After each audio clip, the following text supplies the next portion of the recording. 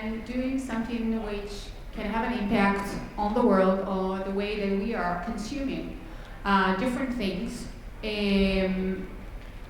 What is the challenge? Even though you were actually mentioning it's interesting because you came all the way from New York and you also came all the way because you felt that the platform in Israel is existing. But still, what are the main challenges for you as an entrepreneur, as an innovator, to start something? And what are the things that you feel that you need the most accessibility in order to push forward and move with your application, your company, in order to make sure that it will be as successful? I would answer the question a little bit differently. I would say that for me, coming to Israel was the start of my entrepreneurial career. And I've been amazed at the kind of accesses and resources that I've had access to since I've come here. I also spent time last summer in London because London is the first pilot city for our app. And I wasn't sure how people would react to me. I have this kind of new identity as now an Israeli entrepreneur, whereas my whole life I was American. But people were very, very, they really admired the Israeli entrepreneurial spirit, and it didn't hold me back at all. It was, so I think that there's amazing resources here, and coming here has given me so much. Yeah, by the end we're going to have one microphone. So I would say that probably the biggest challenges is usability research, that most of us as entrepreneurs here are trying to cater to external markets as opposed to the Israeli market. And there is a sense of, like, I call it harif, that's associated with the culture here in Israel that you don't find whether it's in Europe or Asia or North America, or even Latin America. And so building a product, as you build a product, one of the most important things for any entrepreneur is their ability to iterate quickly and learn from their iterations. And more separate that you are from the actual market or culture that you're attempting to appeal to, the more challenges that are associated with that. The problem is one of communication, that we're physically distant and we're distant through a time zone. So I think that ways that we could, that Israel as a culture could partner more from a communication standpoint, from a buddy system, almost a pen pal system if you want to modernize that, could really help a lot of the entrepreneurs here in building a product that's going to really nail it when it comes to appealing to external markets. Actually, I have a question for you too, as an Israelis. Do you feel that we do create here the platform for young communities to actually move forward with their innovation and with their ideas? Is the right community for investors to help, or the accessibility? So it will make it easier for you actually to grow up here in your market?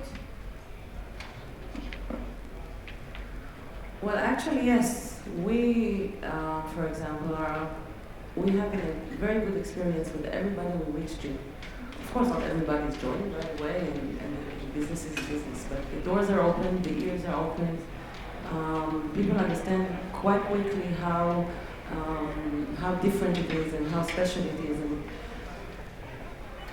the business here, and for young people, is now very open-minded. Everybody can do. They need to bring a good idea. They need to knock on doors, and they can do it. We feel we can grow very much in Israel. Of course, we want to be in the whole world, but we're looking at Israel as a very important market. I personally think that the ecosystem here is amazing. But if I may, I think that the entrepreneurial trip is pretty similar in every place worldwide. It only depends how the educational system treats to the situation when you fail. Because part of what we're doing on the day, I don't know how it's with my friends here, but here, me, on a day-to-day basis is failing. We're trying things, and 90% of the cases it doesn't work, or it's not useful enough, we need to change it. Fairfly is our third startup. We worked on 2 different startups before that. It's the same exact founding team, and we didn't sold our previous 2 startups. We closed them. So I think that the most valuable thing that I got from the ecosystem here, and this is something that we don't get from the educational system here, is that you need the road to success, and you can define success how you want to define it, but the road to success is paved by failures, and it's not just failure and success. The road is bigger than that. And this is what I got, the major thing that I got from the industry here, from the community here in Israel. How to look at the road of entrepreneurial life. I think it's a very important message that, you know, we tend to speak only about success, but actually the way to success is sometimes full of failures, more than one, and the fact that people continue and do not give up, that's a very important message, and it's a long way, and you really have to be a believer in what you do in order to continue. Let me ask you this. You know, I'm a little bit different generation, even though I do hate to admit it, but when I told my sons I was, you know, needing this piano, they were really literally laughing at me, and they were looking and saying, "Mom, but you understand about applications?" So I'm a bit confused because there are so many of them. So how do you strive to be, you know, to be there? Because you all have very good ideas. You all have something that can give the user great experience, but there are so many of you all over the world. And there is competition, even with flights and booking, you know, room nights or whatever. And so how do you do that? So the rule of thumb is, just to rephrase your question, you're saying, how do you differentiate yourself in the market? So the rule of thumb is that you have to be solving a problem that is that's being felt by a massive audience, and you have to solve it 10 times better than the current solution in the market. So for example, what we found was that it took a long time and was very challenging from a mobile device to send videos. So we made it instantly. Instead of 20 minutes, it would take 2 seconds. Instead of filling up your phone, which was 16 giga, after a couple days, we gave unlimited video. So it's these types of things. You say, what are the problems and how can I solve it 10 times better? But that's only the first half. The second half is that you need to focus just as much on your go-to-market strategy, on your marketing, on your the hasbara of your solution, just as much, or if not even more, than the actual product or solution itself. So many entrepreneurs that I found that succeeded in the first part, but creating a 10x better solution, failed at emphasizing how they were going to bring it to market and iterating just as quickly on the go-to-market strategy as they iterated on the solution strategy. And how much of that is really intuition or research, you know, analyzation, or, you know, because we the Israelis especially are more working with our feeling and guts, and I think that it's a different culture. First of all, I think that the first thing is find the best team to work on it. The best people will solve it probably faster and better, and 10 times better. The second thing is, as we personally see it, is like you said before, there's tons of apps, and you need to be one of the top if you want to stay alive 5 years later. What we're doing is in Fairfly is, first of all, the service that we provide to users, we try to do it 10x, 20x than anything out there. Users that download the app can send an email directly to the customer success team here, and they respond in seconds. They can send a direct email to me if they need something. I received only in Israel 3,300 emails only the 7 months that we were here.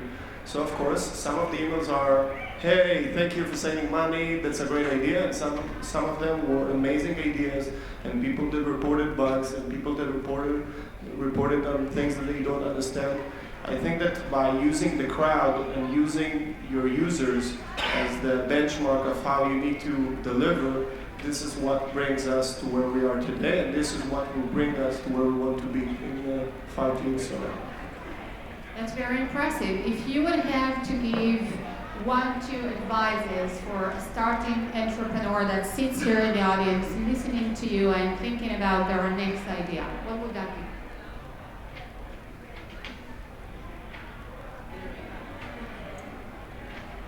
be? Iterate on an idea quickly. Don't be afraid to throw something out if it's not working. Don't be afraid to fail. And follow your passion.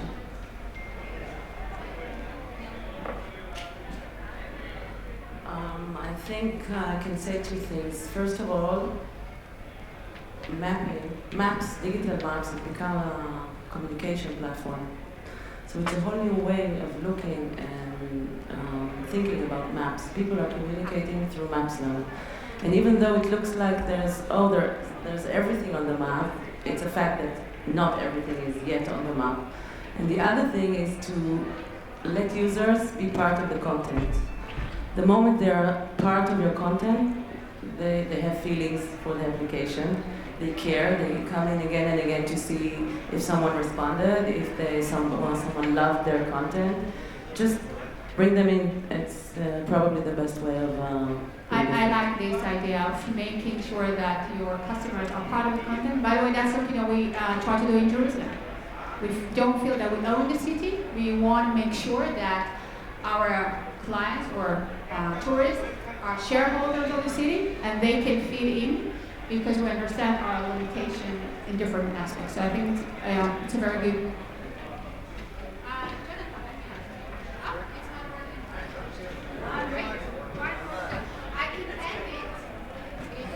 Testing. So, Jonathan, if you would have to, look 20 years from today, I know it's a lot of time, really, but how would tourism look with all these applications? Will, travel agent, the old kind of school will vanish? Who will be the one who will, manage this world? Okay, so 20 years from now, the entire city is going to be mapped virtually. You'll be able to virtually experience any type of city from anywhere. So the idea of physically going there is going to need to offer a lot more value than just the sightseeing. So interactivity, being able to relive the story. One thing that's going to exist, that's always existed throughout all human history, is our emphasis of people being storytellers and people enjoying experiencing stories.